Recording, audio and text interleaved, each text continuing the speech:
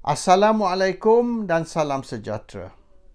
Hari ini bekas Menteri Kewangan iaitu Menteri semasa Muhyiddin Yassin menjadi Perdana Menteri telah pun menjawab tuduhan bahawasanya Muhyiddin ataupun kerajaan Muhyiddin telah salah guna ataupun mencuri 600 bilion ringgit. Dakwaannya ialah 600 bilion ringgit ni dicuri semasa lockdown selama 6 bulan. Bermaknanya 100 bilion sebulan telah dicuri semasa Muhyiddin Yassin menjadi Perdana Menteri.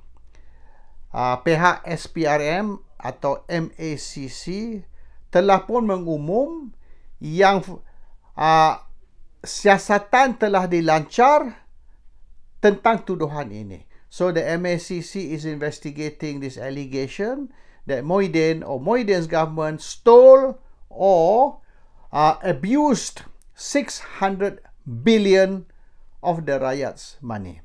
So sepatutnya semasa ini tak lagilah timbul macam-macam kenyataan, pengumuman, statement-statement melibatkan perkara ini, because this matter is now under investigation, official investigation. So tak perlulah orang politik, Perdana Menteri baik ataupun spokesman bagi pihak Perdana Menteri mengulang non-stop, duk repeat benda 600 bilion, duk ratib benda ni. It's being investigated. Biarlah pihak berkuasa yang investigate. Dan selepas investigation tu dah tamat, when they completed investigation, biarlah dia orang yang umum what is the result of the investigation. Pihak berkuasa lah umum. Ini yang blogger-blogger lah, official spokesman lah, yang mereka ni duk bising-bising tu, apa hal? Nampak sangat perkara ni is politicized. Jadi sekarang ni dia orang nak main perception game, iaitu kalau kita ulang balik benda ni again and again, we repeat, mana benda tu betul lah. Ini Goebbels punya ideology, Goebbels punya doctrine. If we repeat the same thing again and again, and if many people repeat it, then it becomes the truth. So yang tak betul pun boleh jadi betul, fitnah pun boleh menjadi fakta sekiranya kita ulang banyak kali dan ramai orang duduk ulang benda yang sama.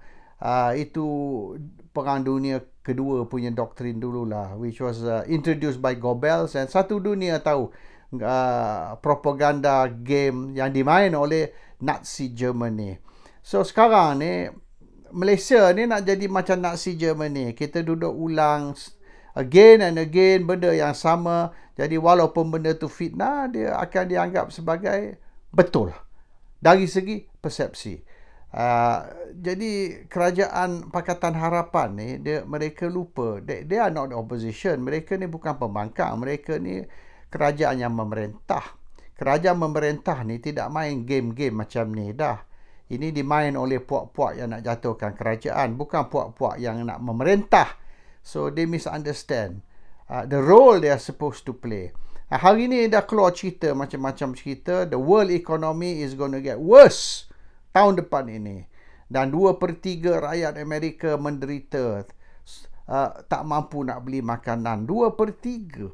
Di England ni pun dah keluar macam-macam laporan, orang tidur tepi jalan mati sebab sejuk. Hari ni minus 4 degrees, minus 4 degrees. Saya keluar tadi ini air batu, merata air batu, jalan pun licin. So it's very cold. There's ice on the road, minus 4 degrees. Orang tidur tepi jalan sebab tak mampu sewa rumah. Dan ramai mati kerana sejuk sangat. And so this is the world punya situation di Amerika, di England, di Malaysia ni. Rakyat Malaysia rasa apa? Benda ni akan lagi baik daripada dunia-dunia maju. Tak ada. You are going to have problem. So far government tak ada idea tau. They have no idea how to run the country. Dia tak ada idea langsung cara mana nak mengatasi masalah ekonomi, masalah kewangan, masalah yang dihadapi oleh rakyat Malaysia yang akan bertambah teruk tahun depan ini. And then they're going to know when the rakyat dah mula lapar, bila rakyat dah mula bil tak boleh nak bayar, sewa tak boleh bayar, ini tak boleh bayar, rakyat akan bangun dan akan marah. Masa itulah baru tahu. This is the wrong time to take over the country. Yang sebenarnya, the timing is very bad. Pakatan Harapan ambil alih sebagai kerajaan, timing yang tak sesuai. Sepatutnya bagilah UMNO, Barisan Nasional memerintah. Sebab the next 1 year, 2 years, rakyat akan maki. The rakyat is going to curse the government. Dan kebetulanlah masa ni lah Anwar Ibrahim jadi Perdana Menteri. Masa ni lah Pakatan Harapan Barisan Nasional punya joint venture ambil alih. The rakyat dalam 6 bulan ni, the rakyat are going to curse the government and Pakatan Harapan iaitu DAP, PKR, termasuk UMNO, akan dimaki dan akan dihina oleh rakyat. Kita tak payah buat apa-apa. We sit and do nothing. The government is going to fall because the government cannot run the country. And they got no time to think of how to run the company. Tak boleh nak fikir. Sebab masa ni banyak habis nak cari cara nak kutuk orang ni, kutuk orang tu, nak hina orang ni, hina orang tu. Basically, you are thinking of ways of how to whack your political enemy. You have no time to think about how to run the country and how to help the rakyat. Itu ringkas cerita is what is happening. Okay. Nak cerita sangat tentang 600 bilion duit rakyat yang kononnya Muhyiddin atau kerajaan Muhyiddin telah curi atau salah guna dalam 6 bulan semasa lockdown. Okay, fine. MACC sedang siasat. Kita tunggu laporan siasatan tersebut. Menteri Kewangan sendiri hari ini sudah menjelaskan dan menafikan perkara ni berlaku. Tapi kita masih insist. Kalau kita rasa Tengku Zafrul ni, Menteri Kewangan ni, tidak ikhlas, tidak amanah, he is not a trustworthy person, a trustworthy Minister of Finance.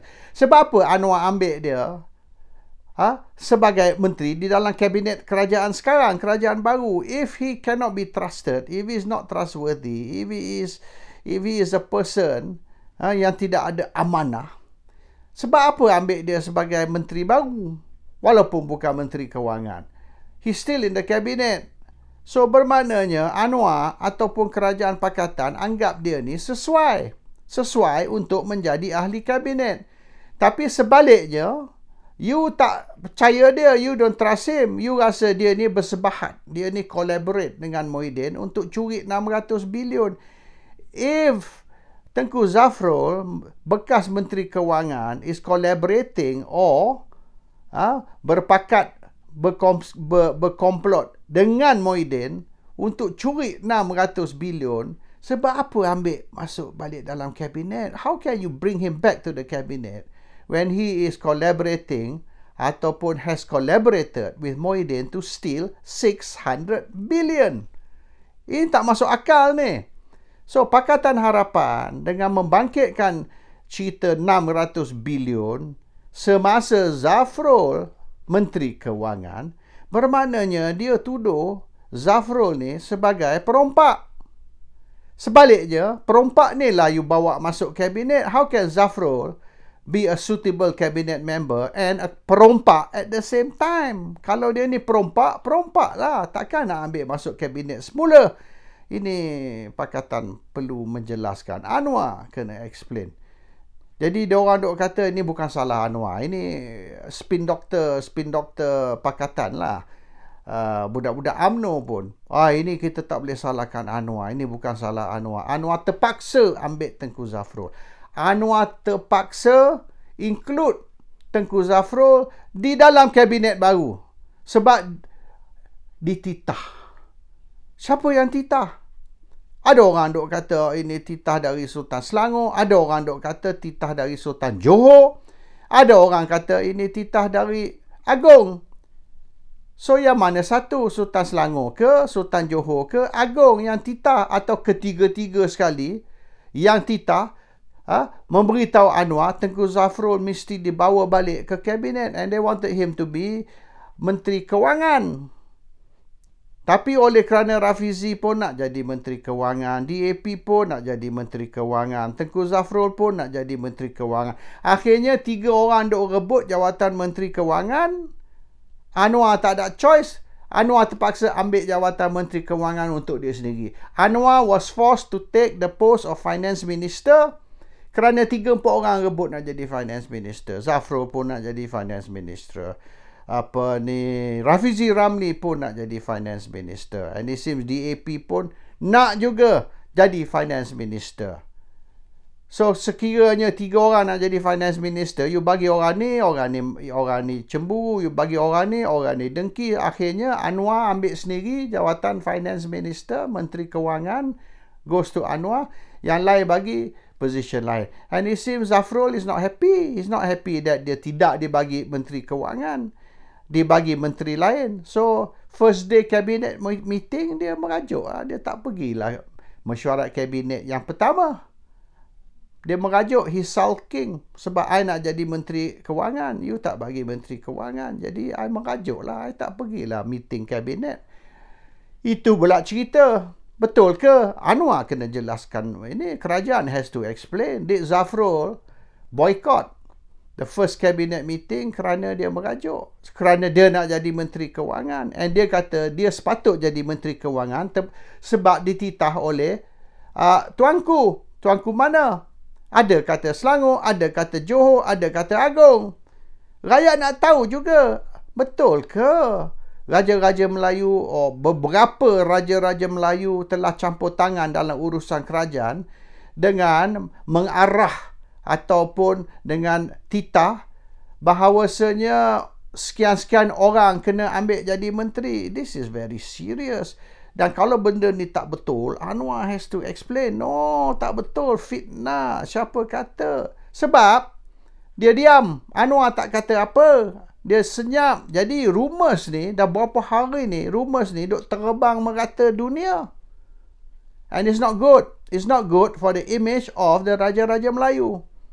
Apabila cerita kata Zafrul jadi menteri, walaupun Zafrul ni crook, walaupun Zafrul ni kononnya terlibat dengan perompakan 600 bilion tadi, 600 bilion which kononnya Muhyiddin rompak and Zafrul terlibat, and still bawa balik masuk kabinet atas titah Sultan. Which Sultan? This is very serious. Jadi perkara macam ni akan rosakkan image kerajaan, image Pakatan Harapan dan juga Barisan Nasional. And one last thing, ini perkara penting. Pihak SPRM, MACC telah pun complete siasatan kes LCS. Bermaknanya the LCS scandal ni, they've completed the investigation, report dah siap. And the report ni, it seems dah hantar kepada AG dah. Peguam negara sudah terima report dari SPRM tentang kes LCS. Sebab apa? Sampai hari ni, isu LCS ni senyap. Nah, kita kena ingat lah, jangan lupa lah. Kes LCS ni PKR yang bawa keluar ni. Rafizi Ramli dulu. Rafizi Ramli yang kecoh tentang kes LCS. So DAP, PKR, orang macam Rafizi Ramli, mereka yang bangkit cerita LCS. Dan LCS ni dikatakan melibat beberapa menteri. Termasuk Hishamuddin, termasuk Najib. And it seems yang penting termasuk Ahmad Zahid Hamidi. Ahmad Zahid Hamidi is one of the 3 ministers terlibat dengan kes LCS. And mengikut laporan ataupun siasatan SPRM, Zahid Hamidi ni telah demand dan telah terima 20 ataupun 20 juta Sing dollars. Dan duit ni telah dibayar. Dan Zahid Hamidi telah terima duit tersebut, and then the money trail semua dah ada, dokumen-dokumen komplit menunjukkan yang Baustad bayar kepada 2 syarikat. 2 syarikat tu transfer kepada money changer di Singapore. Money changer di Singapore transfer balik duit tu kepada money changer di Malaysia, dan akhirnya duit tu dari money changer Malaysia dibayar kepada Ahmad Zaid Hamidi. 20 atau 20 juta Sing dollars. Dan the report is there, the documents are there. Dan memang apa jawatan kuasa pun yang ditubuhkan untuk siasat confirm. Memang menteri-menteri ada terlibat, and even Zaid Hamidi ada nota surat, maknanya menukar spesifikasi. The specifications were changed atas arahan Zaid Hamidi. Dan specification ni diubah atas arahan Zaid Hamidi tanpa pengetahuan dan tanpa persetujuan pihak Navy. So client dia is Navy, tapi Navy yang tentera laut ni, Navy ni pun tak tahu menahu. Ini dibuat oleh Zaid Hamidi tanpa reference, tanpa perbincangan, tanpa persetujuan mereka. Dan yang penting ini, Zaid demand 20-25 juta Sing dan terima duit tersebut. Everything is there. Report complete. Report tu telah hantar kepada AG. Dan benda ni dibuat atas desakan pembangkang semasa itu yang hari ini sudah jadi kerajaan. Iaitu DAP, PKR, Rafizi Ramli skipnya melalak melolong hari itu. Shouting about this LCS. Dan hari ini mereka sudah jadi kerajaan. Senyap. Masa pembangkang, kecoh. Bila dah jadi kerajaan, senyap. Sebab apa? Peguam negara, AG, diperintah untuk KIV case ini. Why are they suppressing this case? When everything is ready, charge sheet pun dah siap. Charge sheet is ready. Cuma nak approval AG je. AG approve je charge sheet. Zaid boleh ditangkap dan di-charge. Serta-merta Zaid boleh ditangkap dan di-charge. Sebab apa tak buat? Bukan kata ni laporan tak siap, siasatan tak kau. No, siasatan dah complete. Laporan dah complete. Laporan tu sedang duduk atas meja peguam negara. The report is on the AG's table. Why no action? Padahal yang initiate benda ni, yang desak action ni, supaya tindakan diambil ni, ialah pembangkang yang hari ni sudah jadi kerajaan. Why no action? Ini mereka kena jawab. So there's many things lah yang kerajaan sekarang ni, mereka duk bising sini, bising situ. Tapi yang benda yang dah siap, yang dah masak, mereka abaikan. Why make so much noise about yang 600 bilion yang masih dalam siasatan, yang siasatan belum complete? Why make so much noise about that, which is ongoing? Apabila benda yang dah selesai, benda yang menunggu kelulusan, tidak dilaksanakan. All you got to do is tell AG, proceed. Satu perkataan, one word, proceed. Hari ni Zaid boleh ditangkap dan di-charge. Why? Why is not anything done? And yang duk bising sangat tentang kes yang baru siasat, belum lagi ke mana, you bising sangat pasal tu.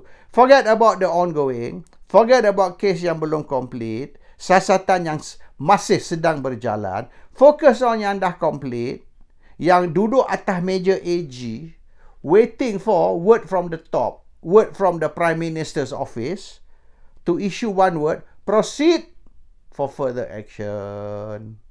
That is priority. That sepatut menjadi fokus kerajaan dan fokus Perdana Menteri.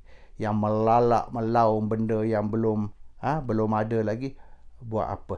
So this government is fucking around. Sorry lah, ringkas cerita. This government is fucking around. They're not doing what they're supposed to be doing. They're making so much noise to create perception. Benda yang tak ada, mereka nak cuba adakan. Benda yang ada, mereka kuburkan. That is Pakatan Harapan. That is Anwar Ibrahim. And that is the government UMNO Barisan Nasional is part of. Bila Lanun dengan penjamun bersatu, okey, kita panggil golongan perompak. Assalamualaikum. Salam sejahtera.